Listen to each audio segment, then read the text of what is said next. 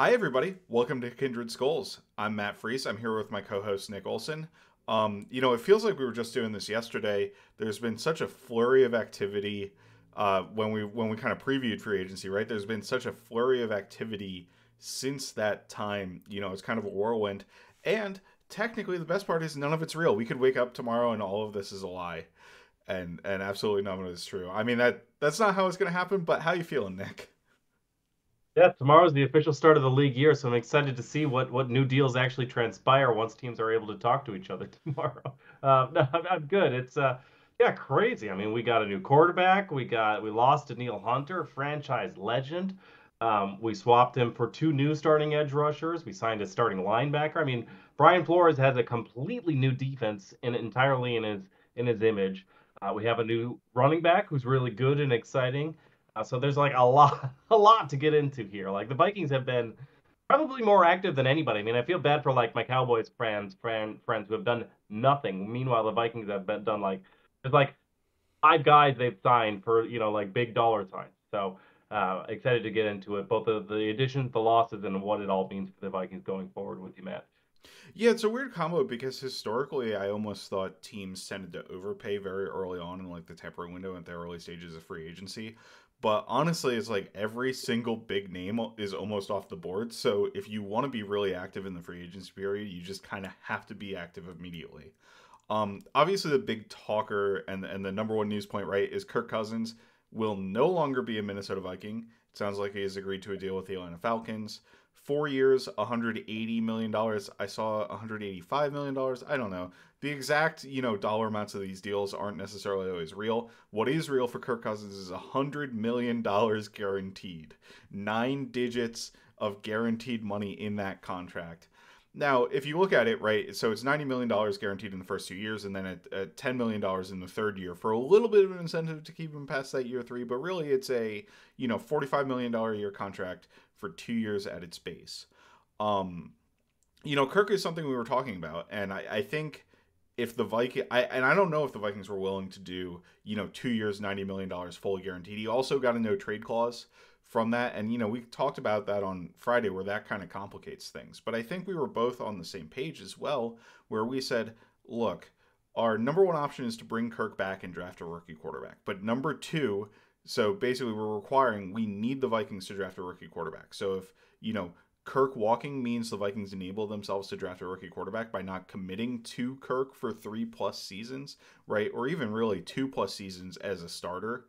Um, I think that was our preference. And Kirk obviously has every right to want the long-term stability and get as much money as he can in free agency, right? And it seems like the Falcons were willing to offer that. It sounds like they don't want to go the rookie quarterback route, right? And they kind of want Kirk as that stopgap option.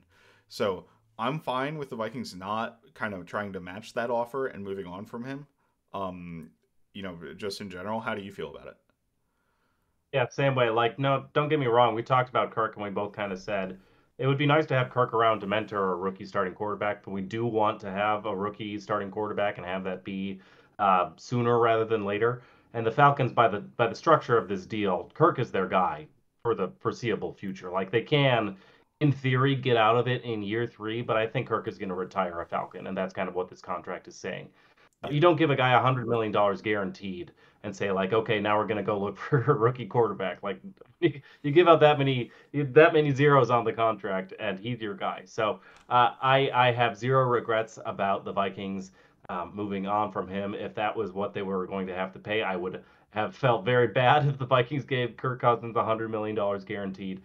He's coming off a big Achilles injury too, so Mm-hmm. even if he were completely healthy, that for a 36-year-old quarterback who does a lot of things extremely well, but there's always going to be the questions about can he be the guy that takes you to the next level. I do not mind not doing that. Now, obviously, that means we're going to have a downgrade in terms of our veteran quarterback on the team.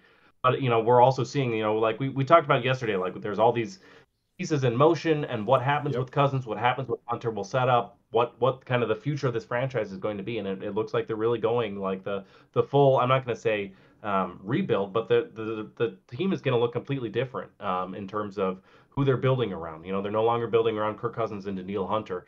They're going to be building around, we presume, a rookie quarterback and some new younger players on defense. So yeah, Darnold is a significant downgrade from Kirk Cousins. There's no question about it. However, I think in the long term, having that extra $100 million and trying to find an answer in the draft is going to be for the I would much prefer that route than going the Falcons route. So I'm happy with his decision, and I do not do not blame Kwesi one bit for not for balking at these numbers. And good for Kirk. His agent belongs in the Agency Hall of Fame. Another phenomenal contract for Kirk. But yeah, would definitely not have wanted the Vikings to be competitive with that kind of offer.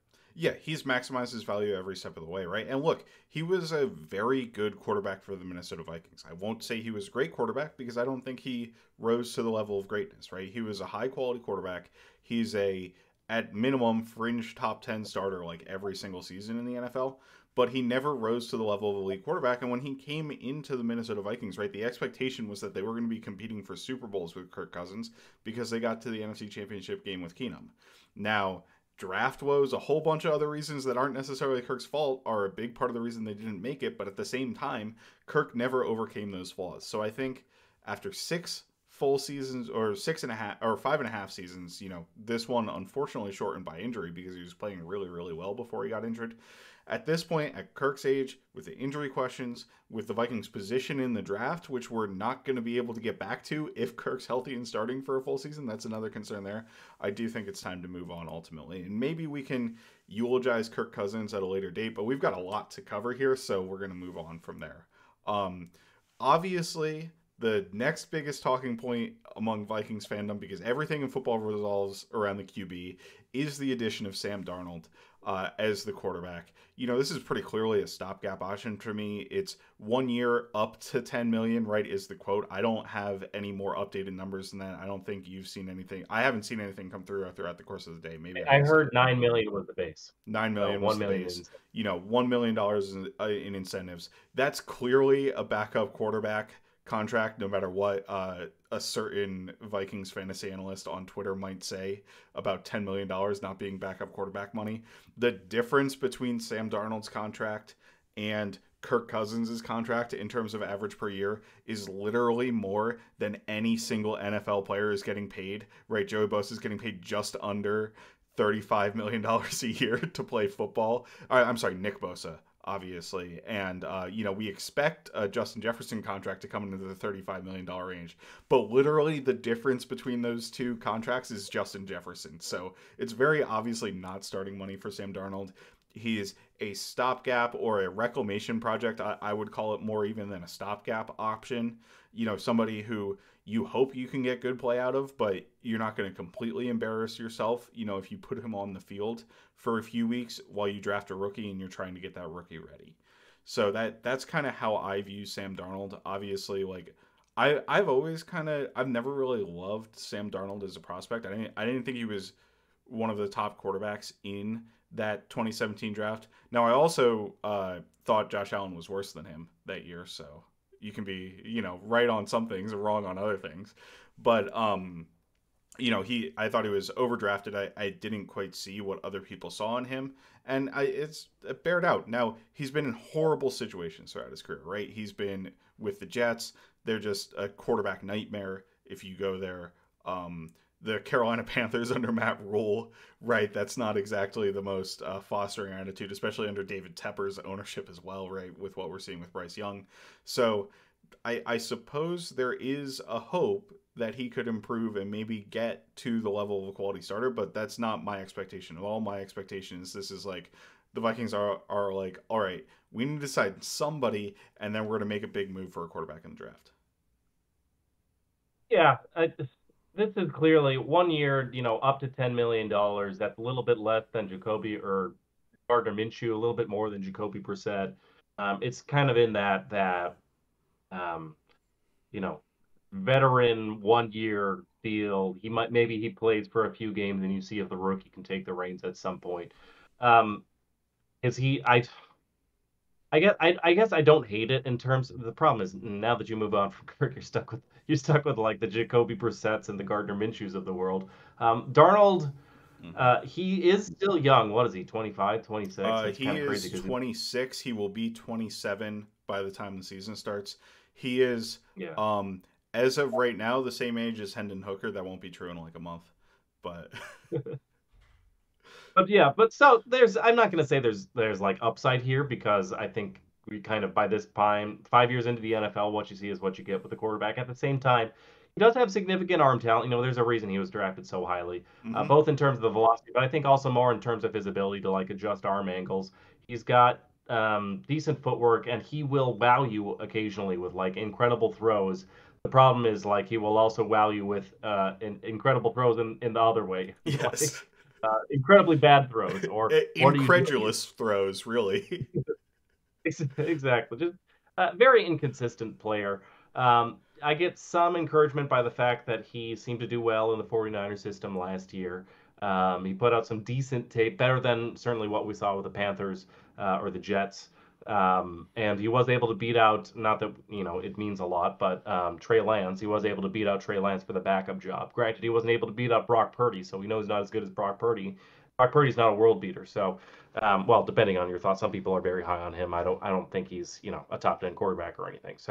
Um, so he can play. He has some experience within the system, and you can kind of do boots and things that play on his strengths. He's got prototypical size for the quarterback position and good functional athleticism. So there are things to like about him, especially when you compare him to other you know the Gardner Minshews of the world. Like none of these guys are going to be complete. They're all going to have hmm some dings or weaknesses to them. So I think the with Darnold, at least you get a good arm and somebody who can process and like knows what he's seeing pre-snap and can run the offense. I think if you can run the 49ers offense, you can probably run the Vikings offense. So that makes sense. At the same time, this is not a guy I would expect to go like 500th with Yeah, no. until the rookie quarterback takes over. So not too exciting, but hey, if you're going to save $40 million a year, you can do some pretty cool things with that $40 million, which we're going to get into. So Yeah, absolutely. I, yeah. I would say that it would take a phenomenal defensive performance for this team to break 500 with Sam Darnold. Just kind of who he is. And that's even considering the offensive side of the ball now. Like, we've got a lot of talent on the offensive side of the ball, but I just don't think he's going to get us there. He's too inconsistent, turning the ball over way, way too much.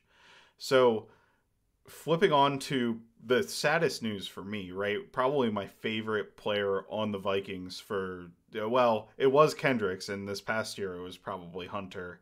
Danielle Hunter, and we're recording this, by the way, at about 9 p.m. Eastern. It's 9:15 right now on Tuesday night, so there may be more news that's rolling in. But Hunter, an hour or two ago, came in that he's agreed to a deal with the Texans.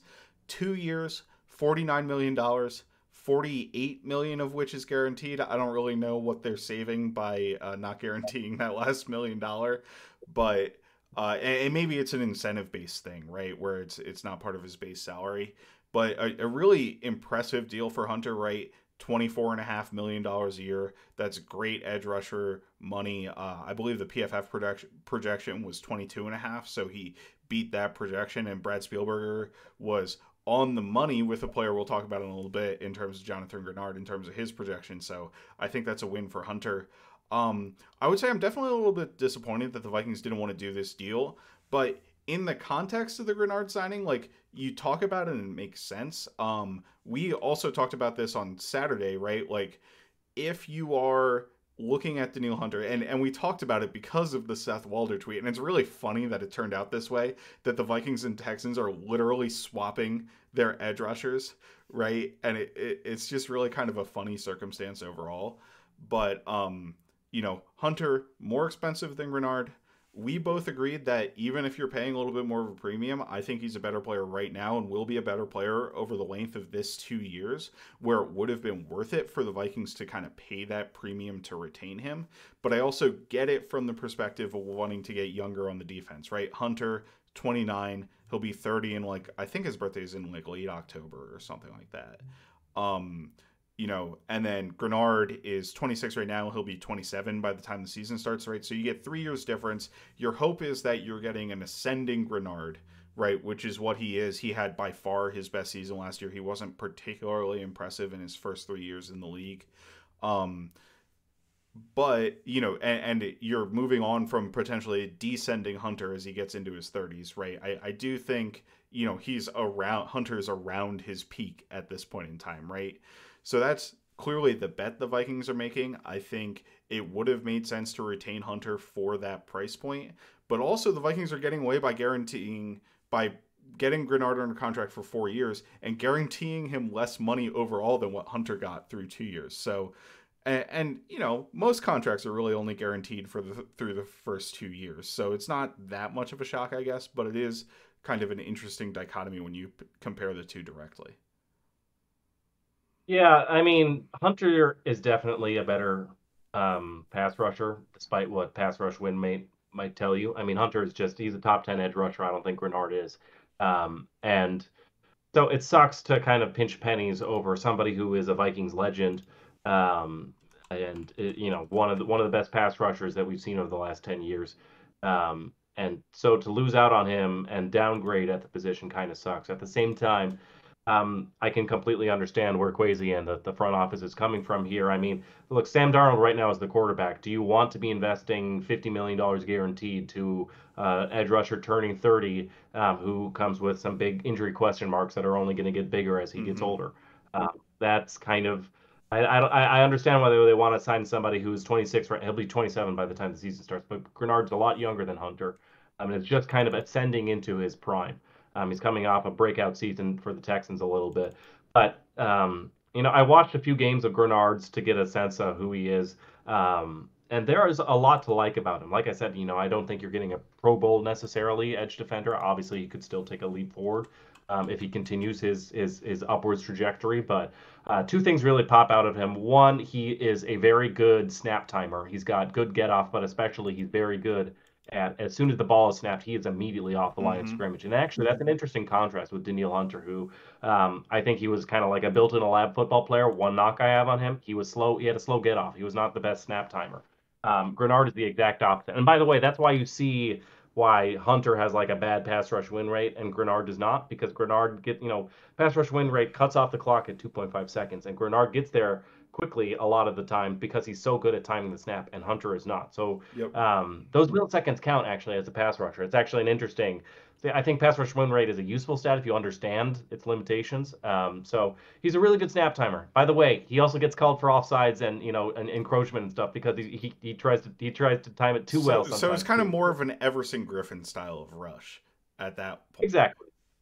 And the other thing that pops out of it is very long, 35-inch arms or something. So even longer than Danielle Hunter's. So he is not like nearly the same caliber of athlete, which concerns me a little bit because usually the edge defender needs to be the best athlete because they're going up against the Mm-hmm. longest armed best athletes on the offensive line against them. But he knows how to win. He's got a really good double swipe. Basically, he wins by he's got good patience with his hands, and he'll wait until he baits out a punch from the offensive lineman, and he's really good at countering that. Usually with a swipe, but sometimes he'll push up or like rip around or whatever. So and he's also got like the sort of instinctive wiggle to like counter inside too with an inside swipe.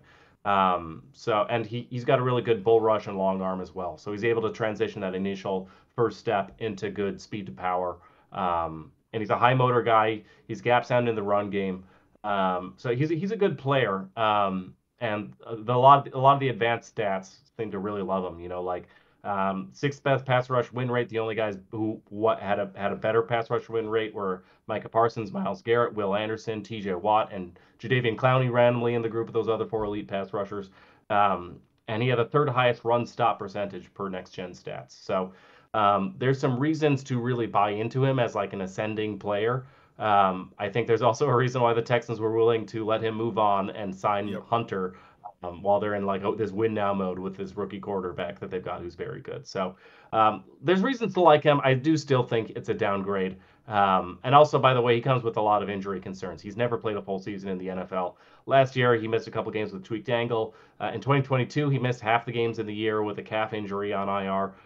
The year before that, there was a foot injury that he got off-season surgery on. So like, it's different. It's not like one recurring thing, but like, I don't know if you can depend on him to play 17 games next season. All that said, I think if you're looking at, do you want 30-year-old Danielle Hunter, or do you want for the same price Andrew Van Ginkel and Jonathan Greenard? Well, then it starts to make a little bit more sense given the age and where this roster is at. So I get it, and there's reason to be excited about this guy playing in purple.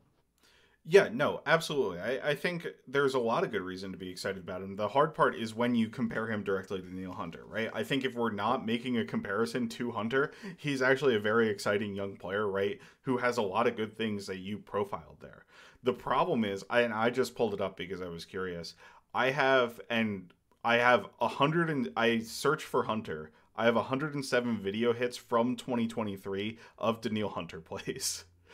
And that's just me cutting up the games as they go through and like tweeting it out or something like that, right? And that's not every single positive Danielle Hunter plays. Those are the ones that I think are really notable and really cool, right? So that's like just his production, and that's the thing that I don't understand is like his PFF run defense grade makes absolutely no sense to me. Like it's baffling to me how it was like a 50 something because he's constantly playing extremely well against the run. I really question the methodology there, right? And like that's something that you hear about Greenard is he's a phenomenal run defender. And you highlighted that a little bit, but I don't think he's necessarily going to be an upgrade from Hunter in that capacity. And again, it's kind of a shame because we're almost hyper focusing on the comparison between Hunter and Greenard, but for the Vikings defense, that matters a lot, right? Because it's going to be they're trying to make it a 1-to-1 replacement. The other thing that's notable, right, is Danielle Hunter played over 1,000 snaps last season. Greenard played 600 plus snaps, which is great. That's a strong piece of an edge rush rotation, right? It's also only 70% of the snaps. So the Vikings really need to have depth behind him as well, right? And we can roll it into Andrew Van Ginkel. We knew the Vikings needed 2 edge rushers, right? Especially, I mean, they lost Davenport, who basically didn't play, but they also lost Wanham and Hunter, right? So that's their 3 top edges from last year that they're losing, right? So we added Andrew Van Ginkel.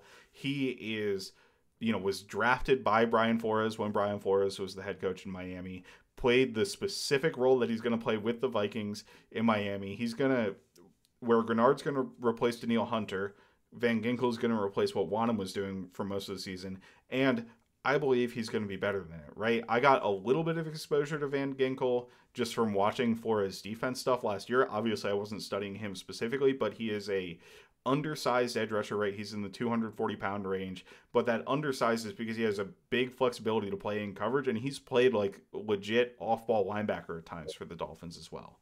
So he has his own injury concerns. All guys Kwesi signs have injury concerns, I've come to believe. It's like, Byron Murphy obviously did, Marcus Davenport did, Zadarius Smith did the year before that.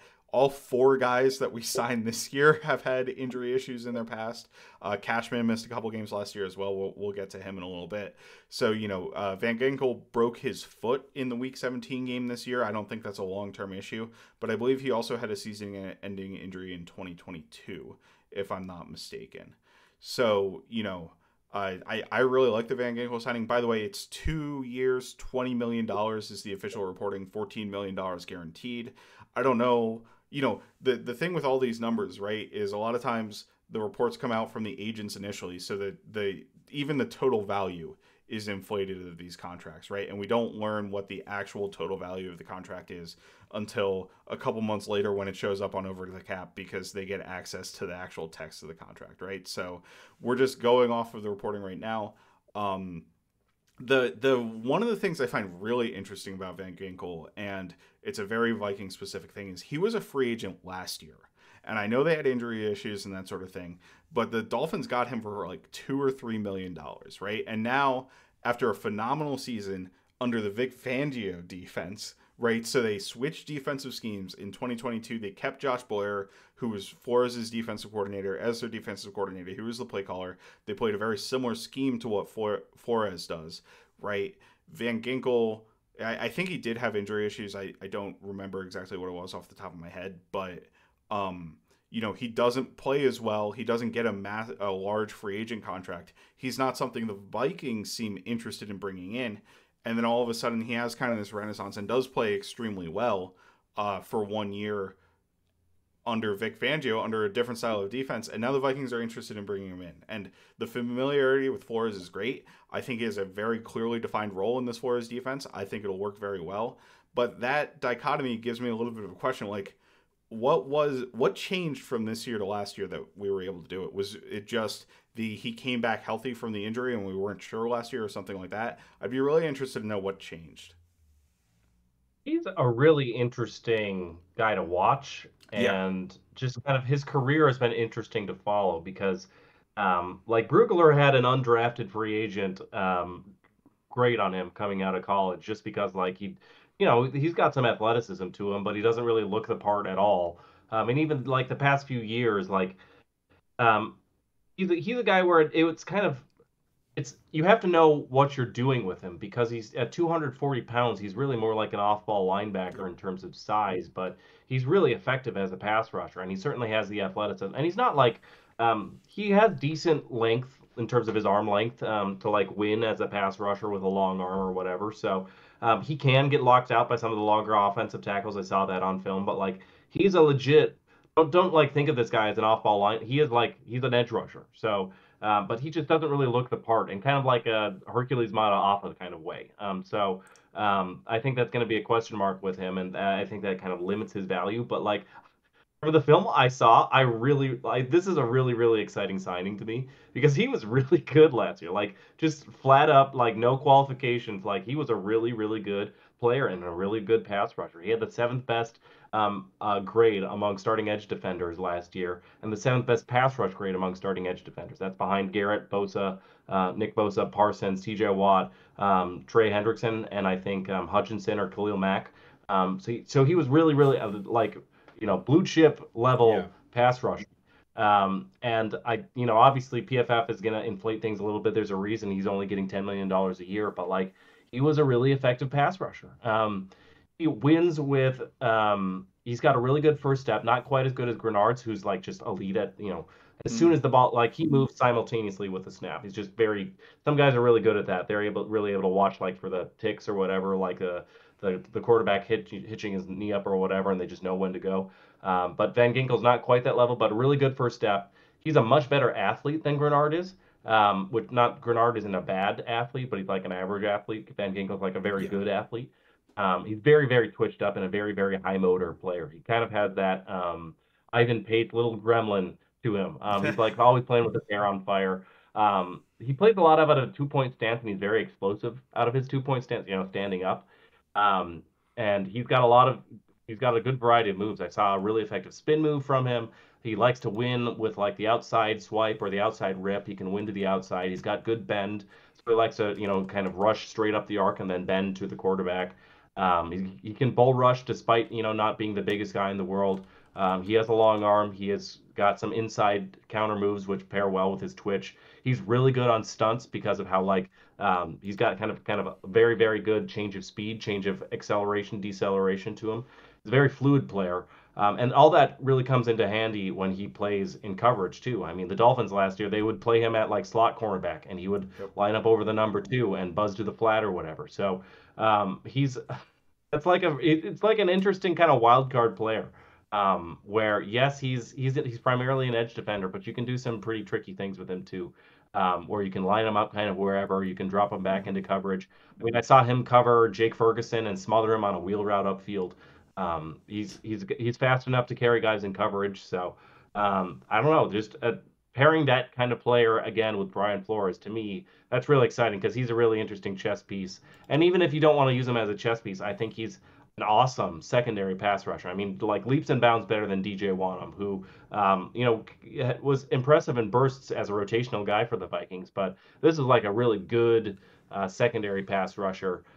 There's reasons to question his true value, and you can talk him up a lot, but like look at how much the NFL was willing to pay him. But at the Hmm. same time, like his tape last year was legitimately very good. So, and I think both in terms of having like a secondary guy who can win one-on-one, but also in terms of having both of these guys to replace Danielle Hunter and having both of these pass rush options. And then you just add on top like the versatility that he brings. He's a really exciting guy, I think, to see what the Vikings do with him next year. Yeah, absolutely. And the thing is, like, the reason Van Ginkel doesn't necessarily have uh whatever teams aren't willing to spend. I was trying to say purchasing power, but it's kind of the opposite of that. Um, the reason he doesn't have that is because of his tweener status, right? Like he doesn't necessarily have a defined role. The Vikings have an extremely defined role for Andrew Van Ginkel because he's literally played in this defense before. Like he was literally drafted for a specific role in this defense and had executed that. So I'm really excited to go back to the 2020 tape that he has, which was a pretty good season for him, and the 2021 tape, if I can see it, as well as check out a couple games from last year, right, to see where he kind of really ascended.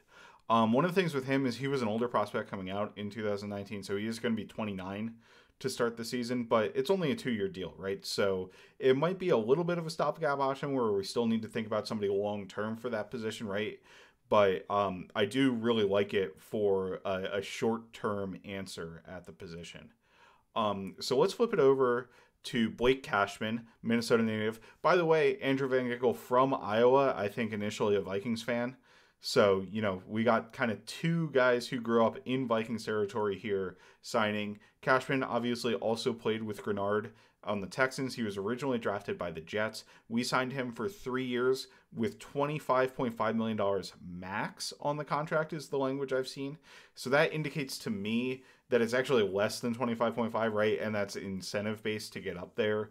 The other thing with these kind of 3-year contracts is something that we got with Josh Oliver last year, right? Where there was a little bit of sticker shock on a $7 million a year contract. And then it comes out and really I mean, we did pay him a signing bonus, but his cap hits were really low for the first couple of years, and then you can cut him and save a significant amount of money in year 3. I imagine for Cashman, who is kind of a 1-year wonder as well, he played a lot in his first season with the Jets, wasn't very good, basically didn't play at all for the next 3 seasons, was a great special teamer for the Texans the year before in 2022, and it came on and was a true starter on the defense under D'Amico Ryans in 2023. So that's kind of been his career trajectory. I remember him coming out. He was a super athletic player, right? Somebody who I felt like had a lot of potential at the linebacker position. And he's got good size for the position. He's 6'1", he's almost 240 pounds, right? Which is kind of big for a linebacker these days. It feels weird to talk about that as a big linebacker, but it kind of is. One of the interesting things I notice is we talk about how small Ivan Pace is all the time, right? And he's got short arms. Blake Cashman's arms measured in shorter than Ivan Pace's did at the combine. So we both have guys that have a little bit of short arms. I don't know if you've gotten a chance to watch him at all. I'm sure you saw at least a little bit of him in watching Greenard on the side. Do you think that affects him at all? Because the only concern I would have is, right, his ability to take on blocks and get off blocks in the run game in that case. Yeah, he does have a tendency to get swallowed up a little bit at the second level, particularly when he's engaging with offensive linemen. He's not the best at sort of disengaging from offensive linemen and finding his guy downfield. So, I mean, there are a lot of occasions, like I watched the Ravens game. The Ravens are particularly good at this, and Lamar is especially good at making you pay. If you got a two-way go, and as a linebacker, you got to commit to one of the two and hope your guy will make you right, and that often doesn't happen when it's Lamar in the second level. So. So yeah, that is a problem. It also limits him as a blitzer. I don't think this is a guy. From watching him, the times that he did get asked to blitz, obviously they weren't doing a lot of that down in Houston. But the times he was asked to blitz, he didn't seem to have any bit of a pass rush toolkit to him. So those are two of the things that I didn't like about him. Not to oversell you, but No. I really really like the tape. I watched maybe like 3 or 4 games of him between him and Greenard, and I saw a linebacker. I mean, and maybe I'm a little bit. I'll take any linebacker who can move after years of watching Jordan Hicks, but like he's got good size and he's a really dynamic athlete. I mean, he can mug the A gap and buzz to the flat like Eric Kendricks and Anthony Barr used to back in the day. He can carry wide receivers. He can buzz. Gets a lot of ground dropping back to his zones, and it's like he's very quick to do it too. So just that initial burst, that initial acceleration is like it pops off the screen. He's a really good athlete.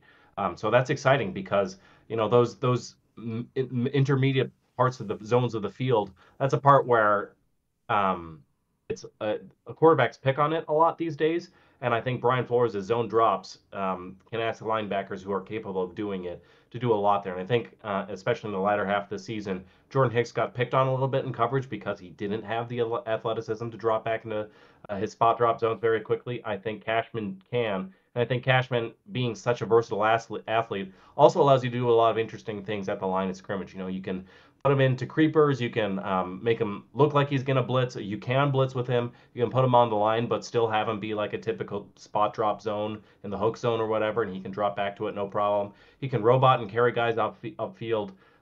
So he's got that athleticism is really exciting to me.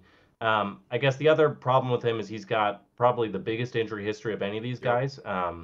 He was on IR for each of his first 3 seasons in the NFL, and granted, these were all different things. But again, I think you're seeing Kwesi betting on the sports science health program they've got, hoping that these things are not necessarily predictive of future injuries. So that does bring you some concern. But like I saw a very good linebacker on film with a lot of range and potential and ability, particularly in coverage, which is what we have not had. I thought, as in run defense, he had good gap discipline. He would stay in his lane and he would not like screw up. Watching that Ravens team, that's a team that has so many pullers and they throw so many things at you. And I was impressed by his ability to be like, no, I'm not going to go for the splash play. I'm not going to take the bait. I'm going to stay in my lane. And that's hard and really good. So that was encouraging stuff from him. I don't think he's was super impressive in run defense. It was more the coverage range and ability that impressed me. For the record, it was a breakout season for him. He was the PFF's sixth highest graded linebacker last year among linebackers, and that was, he was graded high in all phases: run defense, tackling, pass rush, even, and coverage. I mean, his pass rush was like slightly above average, but it was, still he got kind of across the board straight A's. So, and I feel like I saw that on film. And what particularly excites me about him going forward is I feel like this will be probably the Vikings' best starting linebacker since Kendricks and Barr were in their prime. He kind of reminds me, not too much, but a little bit of like a prime Eric Kendricks, and just in terms of like the range, the athleticism, and the things you can do with him. Doesn't have that same sort of tenacity, but I think there's some, especially the athletic quality and what you can do with him, is exciting. And pairing him with Ivan Pace as somebody who's like more 240 pounds, I think will free up Pace to be like a little bit of a roamer and be the kind of gremlin that he is. So I didn't love the signing at first, but now that I've seen his film, I can really see what has Flores really excited to get this guy in the building and on the field. Yeah, absolutely. And I think that's one of the things we covered on over the weekend as well when we were previewing free agency. I mean, I talked a lot about Jordan Brooks and how I thought he would have been a great addition to the Vikings. I think for me, Cashman is a great consolation prize for that, because what I was really looking for is that coverage ability that you talked about and you covered that he has. And I do think he has that. I think the athleticism is important, but there's also a natural feel component to it as well.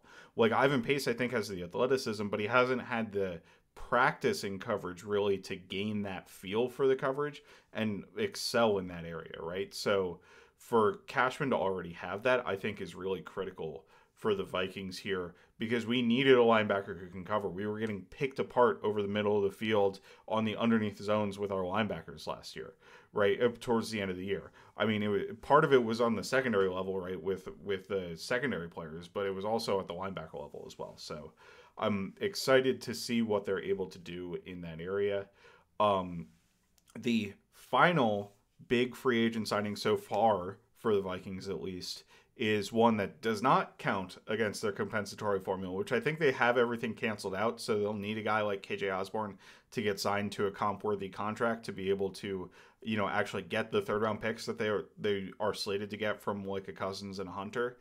But Aaron Jones does not count against that formula because he was cut by the Green Bay Packers, who signed Josh Jacobs. They decided they didn't want to pay Aaron Jones $12 million and would pay Josh Jacobs $12 million a year instead. Kind of an interesting trade out of the running backs.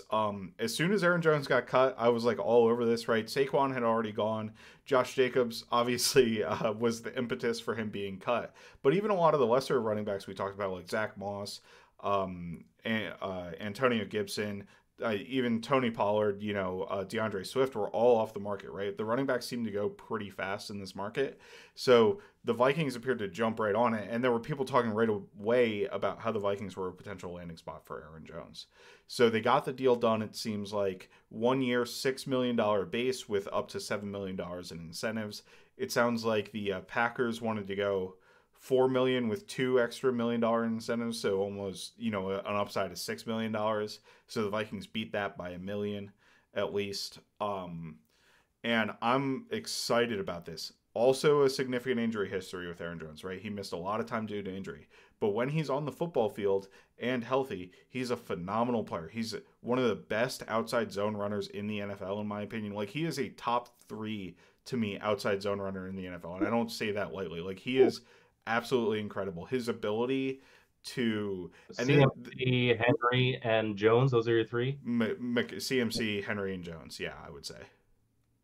And it's like, and like he's not one of the best all around backs, but he is so good at manipulating lanes and those creases in the zone runs. Like I just think he's phenomenal. He also, again, he has never actually had incredible top end speed, but it's kind of like a Dalvin thing where he's able to get explosive runs because he just does not get slowed down while he's running. He's got great it's called curvilinear movement, where he can just kind of weave through things and does a really good job. He's a quality pass catcher. I mean, I think he is a clear upgrade over a Ty Chandler, right, as a running back. And he's better at running between the tackles than Ty Chandler is. I don't think Ty Chandler is particularly good at running in between the tackles. I would love to pair him with a complement of a back who's like a bit heavier and a grinder for short yardage, but I don't think Aaron Jones is actually bad at that kind of things. It's just he gets profiled as it because he's a smaller back, right? So it's kind of a catch there, but I'm really excited about this signing. Obviously, the caveat is that he has to stay healthy, right? That's going to be the caveat for every single player that we sign. It's a bit more of a question with him because of his extensive injury history. And notably, he is turning 30, but I mean, just watch the Packers Vikings game from week 17 last year. Watch the Packers Cowboys game in the playoffs. Like, he is absolutely destroying these dudes. I don't think age is necessarily an issue for him. Yeah, I don't think we really need to tell you guys too much on Aaron Jones because we've seen him dominate the Vikings. He's averaged like nearly 6 yards per carry against the Vikings over his career. So we've seen him do the damage to us. And some of this is, LaFleur puts him in good situations, I think, particularly in the passing game. Like LaFleur schemes up great things for him in the running game or the passing game as well. But like also he's just such a dynamic weapon. He's such an explosive weapon. He really breaks up big chunks for you. And just I think you're right in terms of like the fit from a zone running perspective. Like if I had known going into free agency that Aaron Jones would have been an option, I would have said like that's my number one guy right there. Because I know they're probably not going to spring the money for Saquon. Yeah. And honestly, like Saquon does a lot of really good things, but it's kind of like a buying a sports car when all you need is a quality sedan. And Jones is better than a quality sedan, but like in terms of not going for the top tier, going for the second tier, like he's a very, very good back. And yes, he comes, like all these other guys, he comes with injury question marks. He's turning 30 this year. But for $6 million, you're getting a guy who, if not like a blue chip caliber guy, is certainly in the next tier of running backs. Just extremely good vision, extremely good feel for the position. Will make his blockers right. And has very good contact balance, very good elusiveness. Gets yards after contact. And is you can do a lot of really fun things with him in the passing game as well. In the screen game, you can line him up as a receiver. You can do a lot of things with him downfield on wheel routes. We've certainly seen that against the Vikings defense. I think the Packers used who's the big chunky guy they have now, A.J. Dillon. Well, he's a free agent A.J. now. Dillon. He's a free agent too, but he's just not good. So. Yeah. I think they use Dillon. The reason I bring him up is I think he became their pass protector, so I don't know how much A.J. Dillon will be like the pass protecting back. Maybe that'll be C.J. Ham. But in any case, just such a dynamic weapon. I mean, you put when you have Justin Jefferson and Jordan Addison and T.J. Hawkinson, and now you add an Aaron Jones, like you've got fantastic weapons at every single skill position player around you. So what a perfect situation. Then you have like Christian Darrisaw, Brian O'Neill as your pass protectors on the edges. Like you could not construct a very much better with Kevin O'Connell as your head coach. Like this is kind of the ideal setup a rookie quarterback. So that's kind of what makes it all exciting to me, is see the offense coming together. Is we've got everything now. We just got to get the driver to drive this thing home. So hopefully they can land that one right, because you can't dream up much of a better situation for a rookie quarterback to flourish and hit the ground running than with the weapons he's going to have around him. Yeah, absolutely. Love the Aaron Jones signing. I think, you look at the high level signings, or the money that the Vikings have spent, the players that the Vikings have spent significant amounts of money on. Sorry, and I'm a pretty big fan of all of the moves, right? We can, you know, like wring our hands about Danielle Hunter versus Jonathan Greenard, right? But if we took Danielle Hunter's name off the table, I would have been absolutely thrilled to get a Jonathan Greenard in free agency, right? I think Andrew Van Ginkel's a perfect fit. We kind of talked about that. I like the upside of the Blake Cashman signing, and I don't think it's going to be all that expensive. I also love the upside of the Aaron Jones signing. I think it gets us a real back, that we absolutely did not have last year in Madison or Chandler. So huge for me there. Um, there's a couple other housekeeping things. These are real signings that have actually happened because the Vikings were allowed to do that to their own players. They re-signed both Blake Brandel and Scott Quessenberry. Quessenberry, he's like 35 or something. He, if anybody remembers, I'm sure we talked about this at some point during the season, but he started with the Houston Texans. He had cancer, came back from that, and continued to play early on in his career. We gave him 1.375 million guaranteed, which is a little bit more than the minimum. So he's basically guaranteed to be on the roster unless we're able to like swing a trade for him at the trade deadline, like a Jesse Davis kind of deal. With a almost $1.9 million salary, right? So just under $2 million. I thought he played pretty well as a backup tackle overall last year. Like I don't have too many complaints about him. So I think that's kind of a deal for a player who was sixth in snaps on our offensive line last year, or well, maybe seventh, but that's because of both Cleveland and Risner. Was there in snaps last season. And then Blake Brandel, who did not play as many snaps last year, but the Vikings clearly value as a utility player, got a little bit more than his RFA tender, which was like 1 year, $3 million for an RFA tender. He got that over 3 years. So 3 years, $9.5 million. That's a long-term backup contract. I saw people saying like, oh, Blake Brandel starting left guard. No, this is backup guard money in today's NFL. Like, this is just a player the Vikings value highly for stability on the backup offensive line.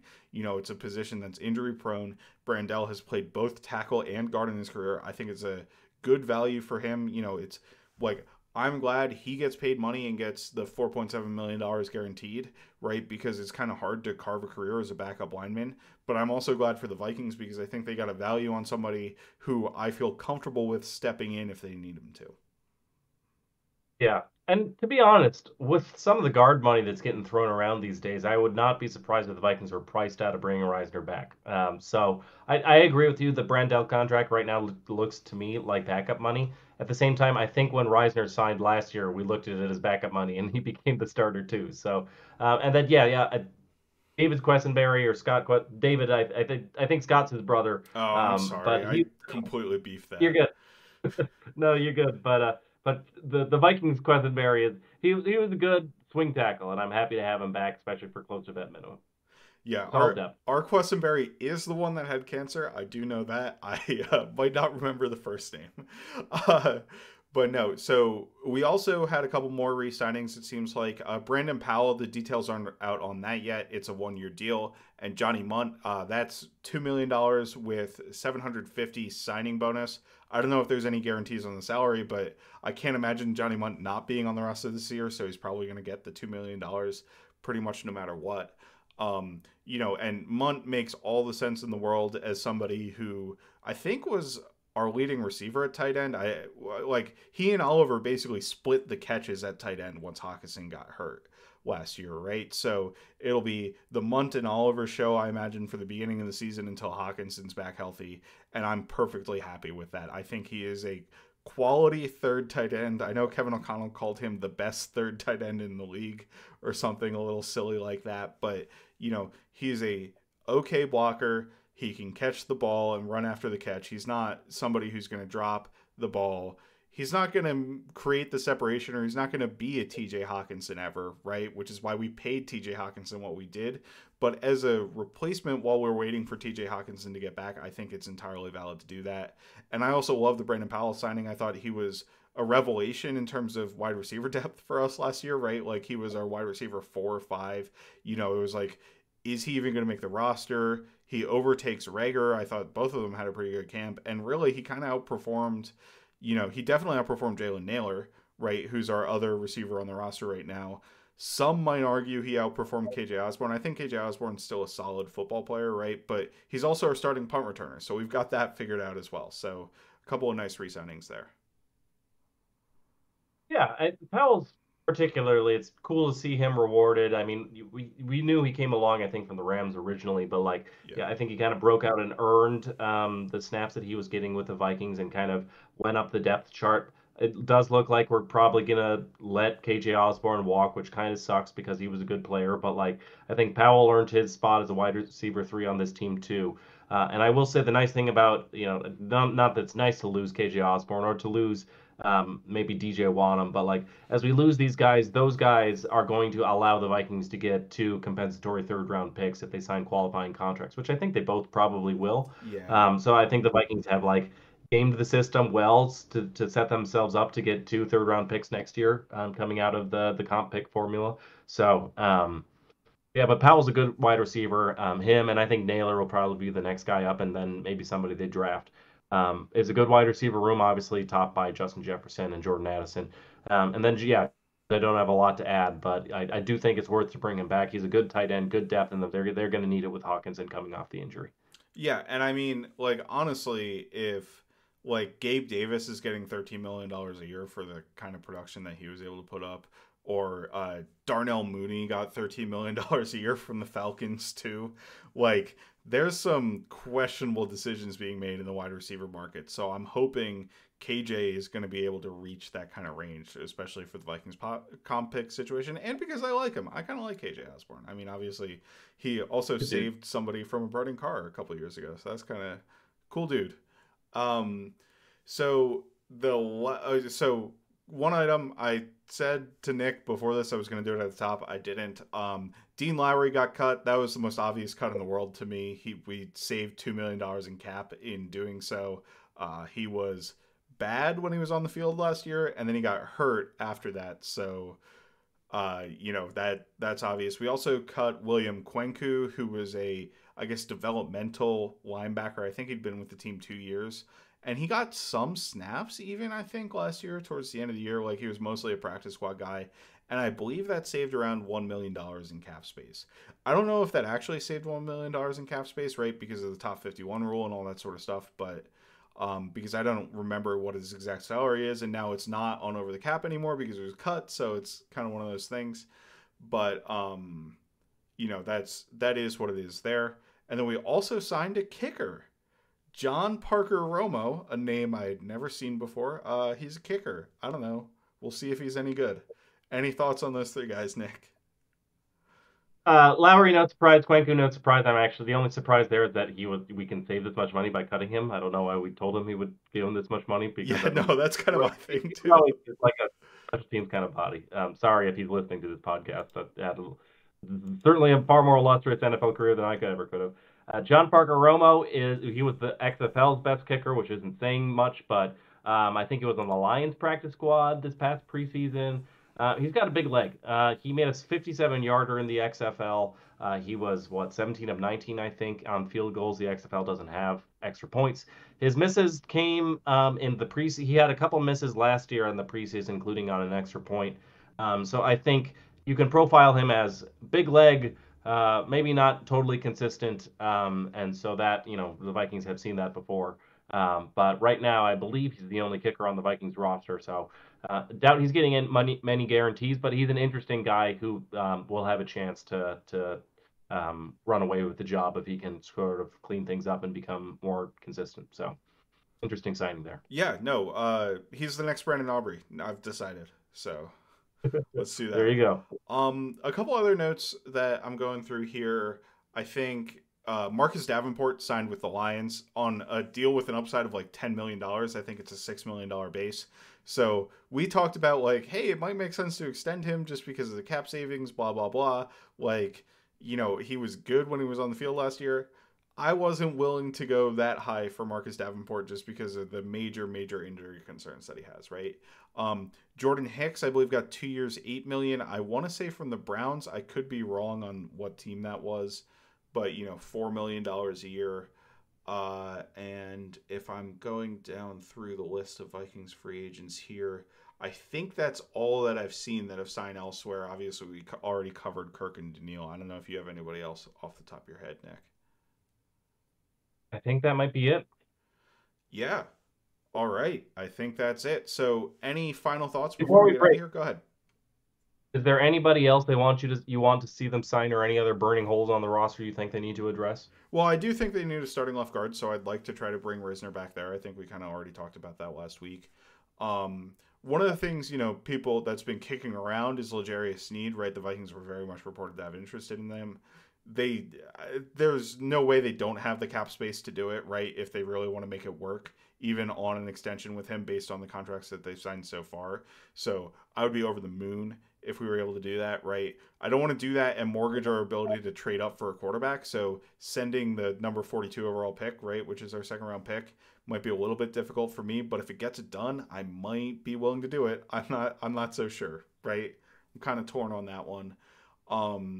Other than that, like, I really think, adding another receiver, I think would be great. I think we could use a wide receiver 3 on this roster above Powell, right? Or at least somebody to give Powell some competition.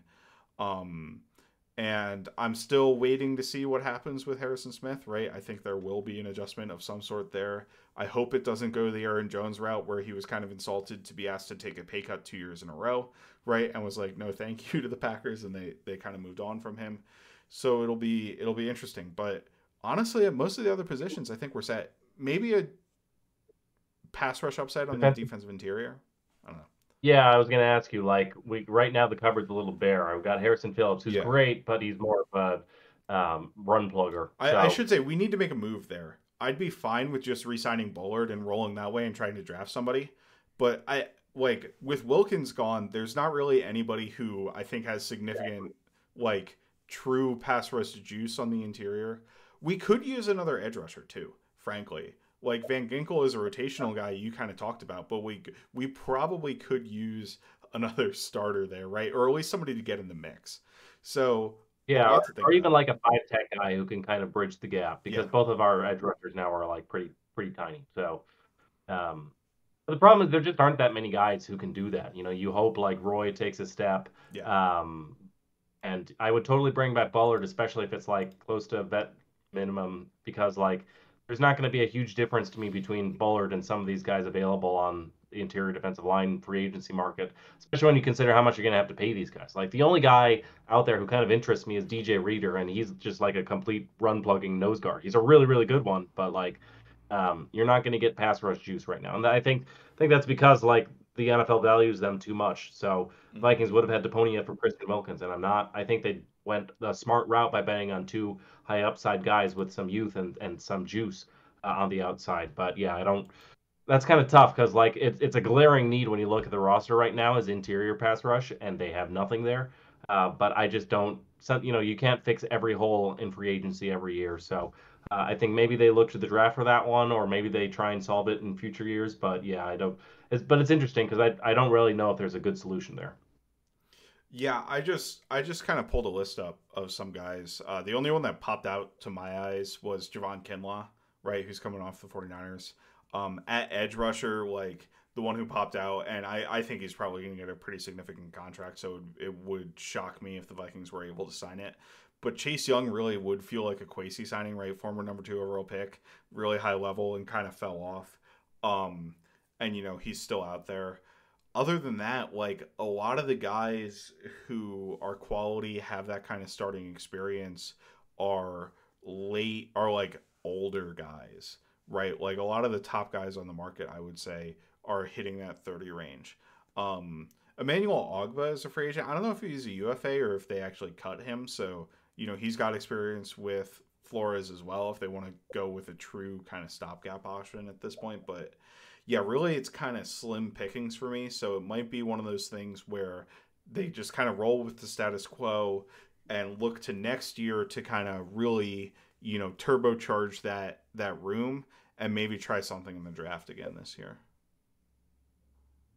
Yeah, makes sense. It's kind of where I'm at too. Yeah, no. But all right, Nick. Well, this was awesome. Glad we were able to get this in. I'm going on vacation starting Thursday through Monday, so I'll probably be missing a lot of the later activity that's going on. But, lots to talk about. Fortunately, the Vikings gave us a ton to talk about, right? And a lot to be excited about for the team moving forward here. Totally. Yeah, this draft is going to be, I think, one of the most exciting ones for Vikings fans in a long time. A lot of intrigue. There's no, it's not like we're, one of those teams that knows exactly who we're going to get. We're not the Cardinals getting Marvin Harrison Jr. It could be JJ McCarthy, or it could be Drake May, or it could be Jaden Daniels, or it could be Bo Nix, or it could be, there's all sorts of different ways they could go. Or they could completely surprise us and not address quarterback. So it'll be fun. It'll be exciting. So fun season to tune into the Vikings, even if they won't necessarily be super good. Yeah. Well, it depends on the quarterback we get, right? We could get the next CJ Stroud. Let's keep selling people on that for a little while. No, but with that, I am Matt Freese at Fries Football on Twitter. He is Nick Olson at Nick Olson NFL. Our co-host Greg is at the Gregg Blake. I think he's only on Instagram. He's not on Twitter anymore. We are at Kindred Skulls on Twitter. You can find us on YouTube, Apple, Spotify, wherever you get your podcasts. And with that, Skull Vikings. Cool. Cool, baby. The first round corner wouldn't do us any harm. Oh, another first round corner wouldn't do us any harm. Oh, another first round corner wouldn't do us any harm. And we'll all cheer on behind. And